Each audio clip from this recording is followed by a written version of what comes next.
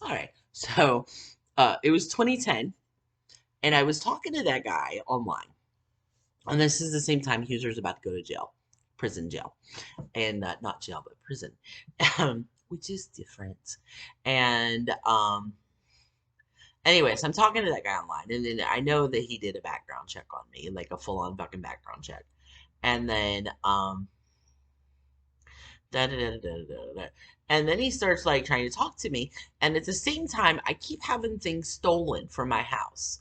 Um, yeah, two things, being stolen from my house on a real like regular basis. And the first one is computers, um, right? Not just stolen, but stolen and destroyed, right? It's like, oh, I got my computer back, and it's just a fucking blue screen and nothing else. Somebody stuck it between two big speakers. And then, so I went through multiple laptops, and I'm a single mom, so I can't afford to keep buying computers. I can't afford to keep buying electronics.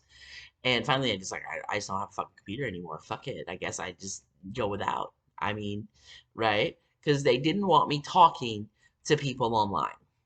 Right. They did not want me talking to people online. And at the same time, I had this BlackBerry Storm. That's when I had the BlackBerry Storm. And um, yeah, the most fucking it was just unstable. And I had a contract with Verizon, and Verizon would I'd had the fucking thing for years at that point. I had that damn BlackBerry Storm for like 4 fucking years, right? Because of the way the contract, the family plan was set up, um, with an ex, like when we took him off my fucking family plan, he got a new phone right then, and then I was stuck with his fucking BlackBerry contract. So I had to, yeah, before I could get a new phone, I had my BlackBerry contract left, and then his too. So I had that goddamn fucking BlackBerry for 5 fucking years. Motherfucking thing wouldn't do a goddamn thing. Verizon, absolutely not helpful with that at all. Mm-mm, no, terrible. And, terrible. Yeah, so I had that fucking BlackBerry for like 5 fucking years. And yeah, every once in a while, like Facebook memories pop up, and it's just like pixels. It's like, oh look at the picture my BlackBerry took. Yeah, all the fucking shit wrong with my fucking BlackBerry. Yeah, it was just fucking, you know. Anyway, I had that BlackBerry, so that wasn't a very, um, it wasn't a good phone. And I'm paying like $180 a fucking month to Verizon for this fucking unusable fucking phone, and this is a Verizon ad. Woohoo! And right, and then so my phone is not usable. My phone was not usable, and not really, not to get online, not for anything. And then my laptops keep getting stolen. Stolen from my house. It just keeps happening all the fucking time. Stolen electronics. Somebody stole my electronics. Somebody stole my electronics. Somebody stole my electronics, and it keeps fucking happening. Yeah. And right, over and over and over and over. And another weird thing that were people were stealing out of my house, because people were absolutely breaking in and taking things out of my house while I was at work. And I'm a single mom. I can't afford, I can't afford fucking security. And it wasn't at that point, security, like those Ring door cams and that shit did not exist. And that was something that you could get, but it wasn't, affordable. Yeah, it wasn't in the realm of affordability for me. Most especially since I got to buy a fucking laptop every other week, you know. And right. So, another thing that kept get stolen, it was like kept like someone broke into my house. When they would come in, they would take not just my laptop, but my Wii Sports disc. And I no fucking clue because they left the fucking Wii and the Wii controllers and the fucking the TV weighed about 5,000 pounds. It was a fucking right. I don't know, an early 2000s TV flat screen. So I can understand they didn't bring a forklift to move the thing, but why would you take Wii Sports? Wii Sports. Why does Wii Sports keep getting stolen all the fucking time? But that was the things that kept getting, like when I'd be at work. somebody come in my house and take shit. And that's what they would take. Laptops and Wii Sports. Yeah, weird. Anyway, so that's going on. And I know that I can't, um, I can't date that fucking guy from FitLife. That's not gonna be um possible. And right, so I talked to him, but I couldn't date him. I mean, that's I gotta stay here and raise my kids. And I said, I like you, we get along well enough, and da da da da da. I don't know, whatever. I don't foresee you getting married or settling down. Call me in 12 years if you want to. And meanwhile, this guy has done a full on fucking like investigation of me. Hmm. Oh, but he did. Yes, yes, he did. Yes, he did. And yeah, after that fucking background check came back, this guy did a fucking because someone had requested. Yeah, I was like a popular request of porn, and then people would give him that. Hey, can you get this girl? Like, hey, can you get this girl from this tape? And no fucking clue who that girl is. No fucking clue who that girl is. And I don't know why people keep asking, but I think in his, and that's what he would say. But I think in his head, he's probably like, I know this girl's in fucking child porn because there ain't no fucking girl. Like she's clearly young in the video. Perhaps 18, but I wasn't. I was 17. Could have been 18, except that I was not 18. I was 17. And well, I had a surgery when I was 17, post video, like after the video was made. And so there's no surgery scar in that video, and it would have been, it would have been visible. So I had a, video ran over by a car, surgery scar. So the surgery scar occurred when I was still 17, and it's not in the video. So I was absolutely 17 in that video. And my medical records prove that. Um, yes. And yes. So so like people kept asking the guy who makes the special order fucking porn to make porn of me, but he doesn't know who the fuck I am.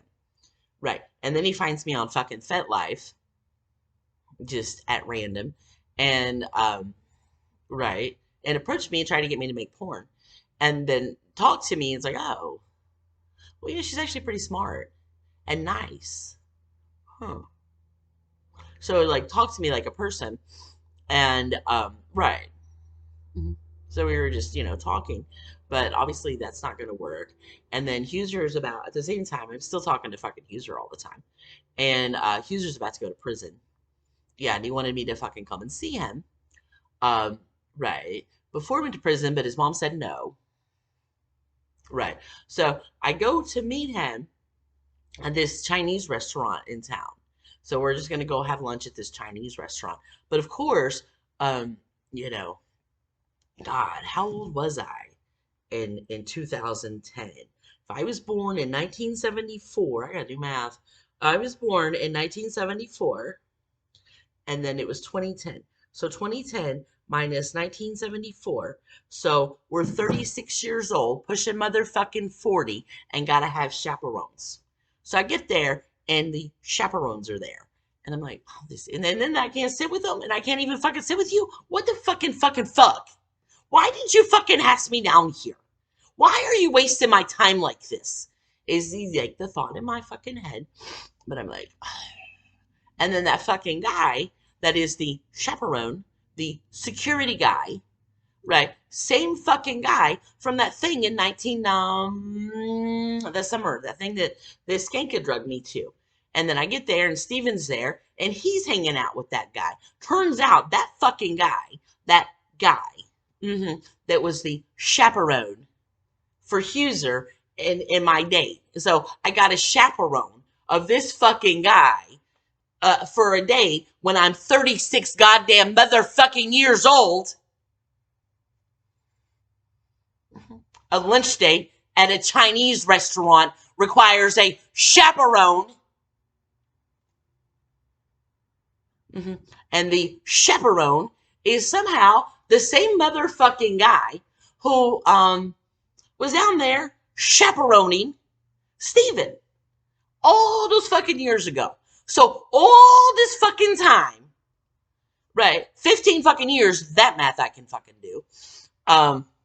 15 fucking years, who been paying this motherfucker to chaperone?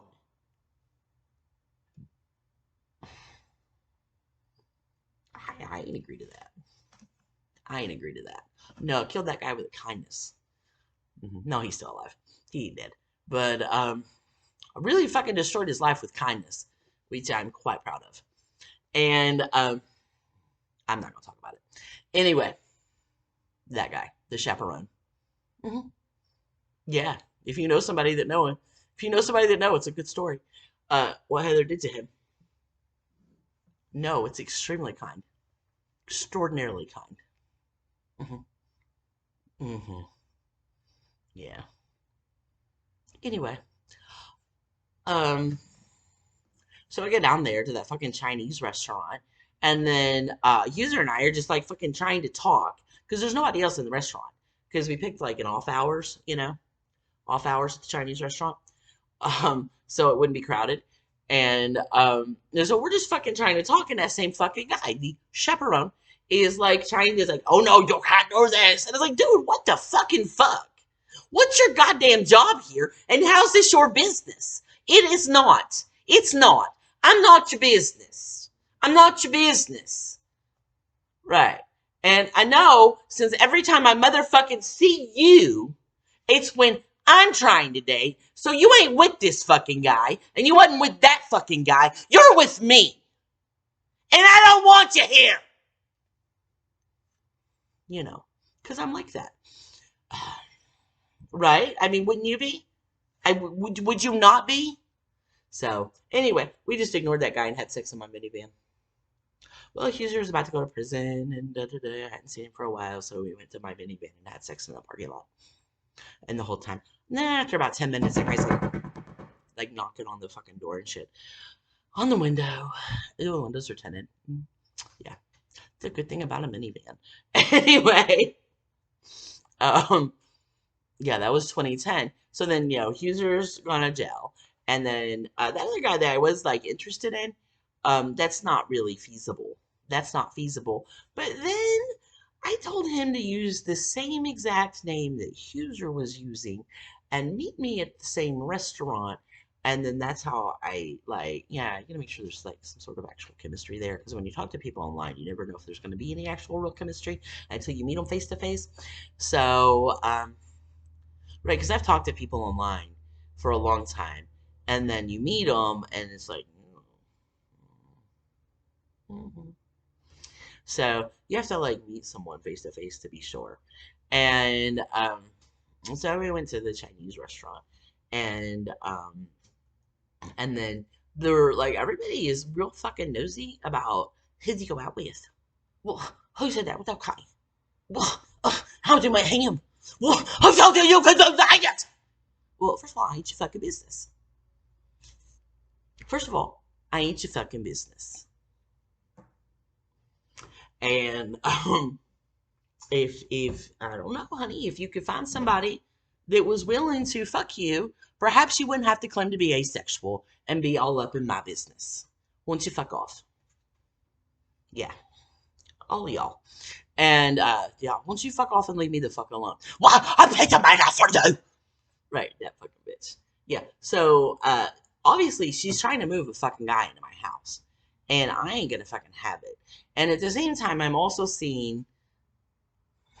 had been seeing the ex from before, from 97, my 97 ex that was somewhat mobbed up in New Jersey and kept them the motherfuck off of me.